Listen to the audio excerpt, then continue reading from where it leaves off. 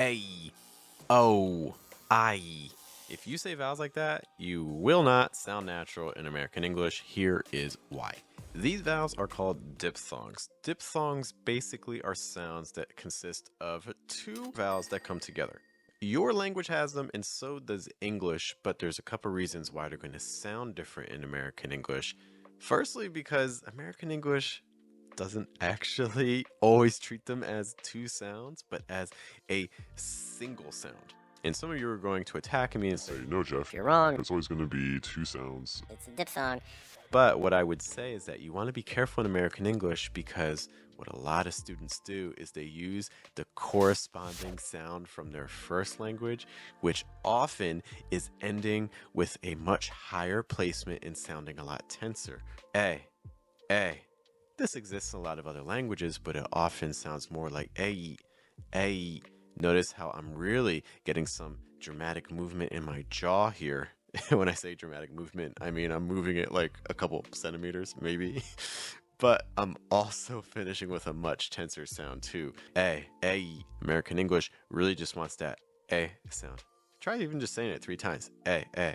Like, hey, get over here. Now, I did mention the word placement. What exactly does that mean, though? Placement refers to where you are projecting sounds from when you talk. For a lot of languages, the placement tends to be higher, whether talking from like right up here in the nasal area, or maybe talking back here, kind of top of the throat, back of the mouth. But American English wants to come from a lower position, almost like you're imagining your mouth is right here. One of the ways you can immediately check yourself to see if you can even do a lower placement is take a vowel sound. Let's use the A as an example and see if you can send it down 5 times. A, A, A, A, A.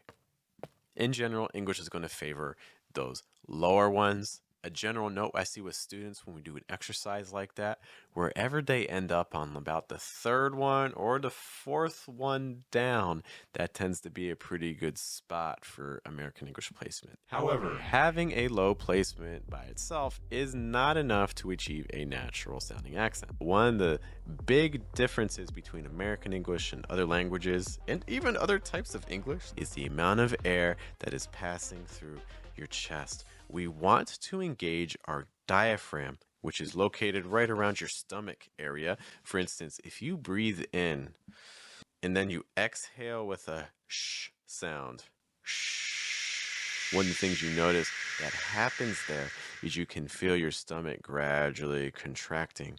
We talk more about breath in this video, but for our purposes here, we want to try to feel our diaphragm get a little bit tenser as we talk, and that'll be a sign that we're engaging our diaphragm, because otherwise, you're probably talking through your lungs, and that's giving you much less airflow when you speak.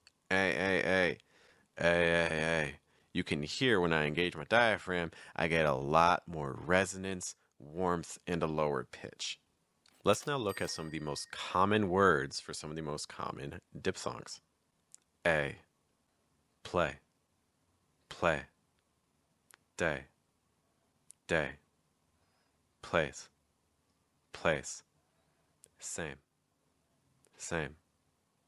game. They play the same game daily. Tonight, life, right, wow, might. Tonight's life might bite. Oh, the, um, so, over, no, don't go over so openly. Oi, point, noise, toilet, boil, poison, noisy toilets boiled poison. Noisy toilet spoiled poison. What's that even mean? Ow. Now.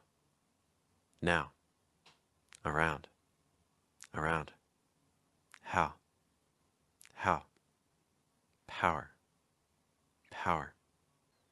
Out. Out. However, the power's out now. However, the power's out now. These are just 2 of the 4 most important concepts for studying American English. If you want all 4 and more information on them, check out this video here. Island. Island to island. An island. An island. Island. Chicago. Chicago. In Chicago. Chicago. My. Troy. Troy.